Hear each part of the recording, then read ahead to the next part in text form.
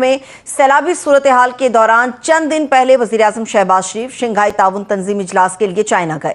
सुर्ख कालीन भी बिछाया गया, उन्हें प्रोटोकॉल भी दिया गया। तगड़े मुमालिक के बड़े लोगों से सरेरा उनकी बड़ी बड़ी मुलाकातें भी हुई, तस्वीर भी बनी, कुछ MOUs भी साइन हुए। लेकिन सवाल ये उठ रहा है कि इस प्रोटोकॉल के सिवा पाकिस्तान ने हासिल क्या किया। पाकिस्तान 30 साल पीछे चला गया है। ये हुकूमत नाजरीन आज आकर ये कह रही है, जो सैलाब आया है ये हमें निगल चुका है, ये हमें खा चुका है, हम बर्बाद हो गए, हम उजड़ गए, हमारी तबाही हो गई है और हम 30 साल पीछे चले गए। 3 दहाइयां पाकिस्तान पीछे चला गया है। ये मोहतरम अरस्तु साहब यानी एहसन इकबाल साहब आकर ये कह रहे हैं कि 30 साल 3 दहाइयां पाकिस्तान पीछे चला गया है। पाकिस्तान के मुसलमानों, क्या हमने तुमको इस बात से खबरदार नहीं किया था कि अहले गज़ा की बद्दुआएं लेने और उनको तन्हा छोड़ देने का बहुत बड़ा अजाब तुम्हारे ऊपर आएगा। तुम समझ रहे हो कि तुमको पानी ने डुबोकर गर्क कर दिया। ये पानी नहीं है, ये अहले गज़ा के आंसू हैं। 30 साल हम पीछे चले गए, 3 दहाइयां पीछे चले गए। जिम्मेदार कौन है? ये इस्तीफे क्यों नहीं देते नाजरीन? ये रिजाइन क्यों नहीं करते? इनके खिलाफ कोई रियासती सतह के ऊपर जाकर नाजरीन कार्रवाई क्यों नहीं होती कि भाई 30 साल कौन था गवर्नमेंट के अंदर? मुल्तान के अंदर और मुख्तलिफ जगहों के ऊपर जो सूरत हाल है वो तो खौफनाक है। रियासत पाकिस्तान ने यह ऐलान तो बहुत जोर शोर से किया कि अगर उसने हमारा पानी बंद किया तो हम उसकी सांसें बंद कर देंगे, लेकिन यह बताना भूल गए कि अगर उसने पानी छोड़ दिया तो हम क्या करेंगे। अभी मजा आएगा ना।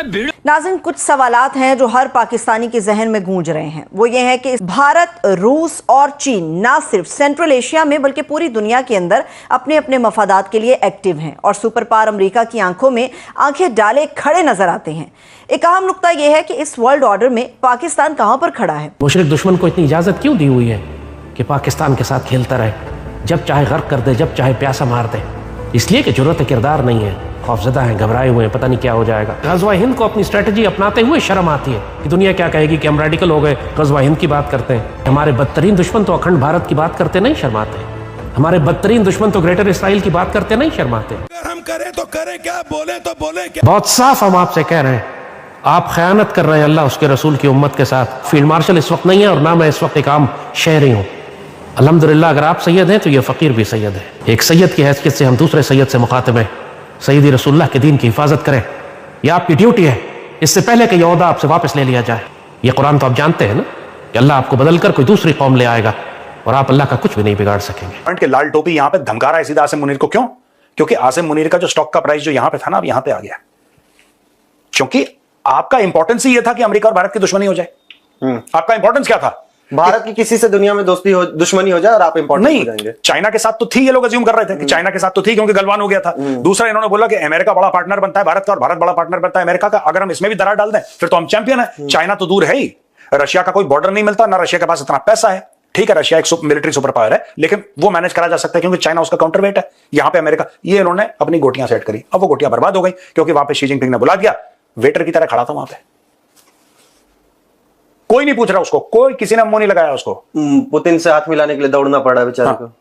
पाकिस्तानी खुद उसको एक्सपोज कर रहा है, हमें क्या बोलने की जरूरत है? उस बारे में तुम बोले क्या? दूसरी चीज, सारी अच्छी अच्छी बातें चल रही हैं, सारा बोल रहे हैं कि ठीक है हम दोबारा नॉर्मलाइज कर रहे हैं रिलेशनशिप चाइना के साथ, और वहां पे डोनाल्ड ट्रंप कह रहा है कि मोदी तो मेरा दोस्त है, मैं बड़ी इज्जत करता हूं, is a great prime minister. अब इनको यह समझ में नहीं आ रहा कि हम कहां जाएं। सर, तनकीद इसी वजह से है कि भारत अपनी चाहत के साथ, अपनी खुशी के साथ SCO समिट के अंदर शिरकत नहीं की। उसके बावजूद उसने एक स्ट्रेटेजिक फ़ायदा जो है वो समेट लिया और बड़ा फ़ायदा उससे समेट लिया। पाकिस्तान के पास जो उसके हिस्से में आया वो सिर्फ मुस्बत वादे आए, कुछ मुआहदे आए, लेकिन फौरी तौर पे जो स्ट्रेटेजिक फ़ायदा पाकिस्तान को समेटना चाहिए था, दर हकीकत वो पाकिस्तान के पास नहीं आया। जैसे भारत ने रूस के साथ जो फ़ायदा समेटा, बिल्कुल गलत बात है, सस्ती ये खाद, गलत बात है। जय हिंद दोस्तों, नमस्कार दोस्तों। कुछ दिनों पहले तक पाकिस्तान के प्रधानमंत्री से लेकर आर्मी चीफ तक, टीवी एंकर से लेकर आम आदमी तक बोल रहे थे कि भारत इंडस वाटर ट्रीटी को तोड़कर हमें प्यासा नहीं मार सकता है। पाकिस्तान के आतंकवादी कह रहे थे कि यदि भारत हमारा पानी रोकेगा तो हम उनकी सांसें बंद कर देंगे, और अब भारत ने पानी छोड़ दिया है तो पाकिस्तानी रोने लगे हैं। कल तक भारत को धमकी देने वाले आज भारत को कोस रहे हैं कि भारत ने इतना पानी क्यों छोड़ दिया। पाकिस्तानी कह रहे हैं कि भारत पाकिस्तान को नुकसान पहुँचाने के लिए ये सब कर रहा। पाकिस्तान चाहता क्या है कि भारत पानी छोड़े या ना छोड़े, छोड़े। अब ये तो भारत की मर्जी है कि कब कितना पानी छोड़ना है और कितना नहीं। एससीओ की मीटिंग से ये भी पता चल गया है कि पाकिस्तान अमेरिका और चाइना का एक टूल है जिसे भारत के खिलाफ यूज किया जाता है। पाकिस्तान की खुद में कुछ भी हैसियत नहीं है, पाकिस्तान की औकात एक भिखारी से ज्यादा नहीं। मोदी ने पुतिन और शी जिनपिंग दोनों से एक साथ बात करके साबित कर दिया है कि अमेरिका भारत को जितना दबाने की कोशिश करेगा, भारत उतना ही अमेरिका के खिलाफ जाएगा, क्योंकि हम जापान, कोरिया, यूरोप की तरह अमेरिका की सिक्योरिटी के भरोसे नहीं है। दोस्तों, इस पर आपकी क्या राय है, कमेंट करके जरूर बताइए। यूएसए इनसिक्योर हो गया था जब देखा कि भारत तो चाइना के साथ हाथ मिला रहा है, रशिया के साथ हाथ मिला रहा है, और जाहिर है चाइना की कंटेनमेंट के लिए इंडिया का बड़ा इंपॉर्टेंट रोल था यूएसए की नज़र में। मूडी का ख्याल, ट्रम्प का ख्याल ये था कि ये बेंड करेगा, मूडी समझेगा, मगर इसको ट्रम्प को ये पता नहीं था कि उसकी कितनी रेप्यूटेशन जो मूडी की है हिंदुस्तान के इलेक्ट्रेट के साथ, दैट डिपेंड्स ऑलमोस्ट एंटायरली कि वो मुसलमान पे कितना नफरत करता है, मुसलमानों पे कितना नफरत करता है, और ऐसा इतना नफरत करता है कि इस वक्त जो एक इंटरनेशनल पराया बना हुआ है इजराइल, वो मूडी का सबसे गहरा दोस्त है। वो मूडी को कहता है कुछ आगे बढ़ो मूडी, हम तुम्हारे साथ हैं। तो ये उसको शायद he did not think it, उसने ये भी नहीं सोचा कि ये वो मान जाएगा कुछ देर के लिए, बाद में हम बात करके सब चीज ठीक हो जाएंगे। मगर मूडी ने नहीं किया, इसलिए नहीं किया कि उसको पता था electorally he would be finished in India.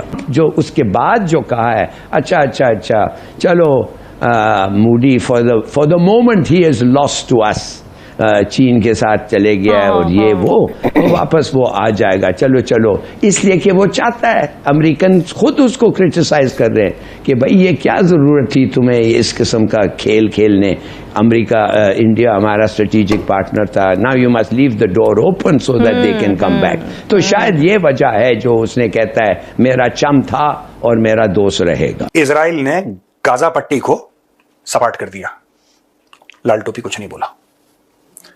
इसने लेबनान में बम मार मार के हिजबुल्लाह की सारी लीडरशिप खत्म कर दी, लोगों की जेबों में जो पेजर थे पेजर फाड़ दिए, लाल टोपी ने कुछ नहीं कहा। इन्होंने यमन में बमबारी करी हुतियों के खिलाफ, इसने कुछ नहीं करा। इन्होंने ईरान पर अटैक कर दिया अमेरिका के साथ मिलकर, लाल टोपी ने कुछ नहीं किया, नहीं करा। अच्छा, अब लाल टोपी क्यों बोल रहा है? उसका कारण है, उस समय भी जो आर्मी चीफ था आसिम मुनीर था, करेक्ट, शहबाज शरीफ प्राइम मिनिस्टर था। को यह लग रहा था कि आसिम मुनीर तगड़ा है। पाकिस्तानी कभी किसी के लॉयल नहीं होते। आपने तो ट्रंप के साथ खाना खा लिया, वाह फील्ड मार्शल साहब, आपने भारत के सारे रफेल उड़ा दिए, दिल्ली के ऊपर 80-80, 100-100 हमारे जहाज थे और कांप रहा था काफिर, वाह वाह वाह, ये सारे ड्रामे चल रहे हैं। हो गया। अब हुआ ये कि बीच में मोदी जी चले गए एससीओ की मीटिंग के लिए, और वहां पे मोदी जी की फोटो आती है, पुतिन का हाथ पकड़ के, शी जिनपिंग का हाथ पकड़ के, तीनों हंस के बात कर रहे हैं। और इससे पाकिस्तानी एस्टेब्लिशमेंट अंदर से हिल जाती है, और आसिम मुनीर के सर पे यह ठीकरा फोड़ दिया जाता है कि तुम वहां पे गए थे, अब इंडिया यहां पे चला गया, अगर चीन हमसे दूर हो गया तो क्या होगा? क्योंकि नोट मोटे तो चाइना दे रहा है। चाहे तुम अमेरिका में जाके सेटल हो जाओ, चाहे तुम्हारे बच्चे अमेरिका में जाके सेटल हो जाएं, बॉस, नोट तो चाइना से आते हैं। एक तो यह चीज है। दूसरी चीज यह है कि अब आसिम मुनीर कमजोर हो गया। आसिम मुनीर क्यों कमजोर हो गया? क्योंकि डोनाल्ड ट्रंप कमजोर हो गया। आसिम मुनीर का जो पावर था कहां से आ रहा था कि डोनाल्ड ट्रंप ने मुझे खाने पे बुलाया है और अमेरिका ये और अमेरिका वो। अब डोनाल्ड ट्रंप पाकिस्तान का नाम ही नहीं ले रहा।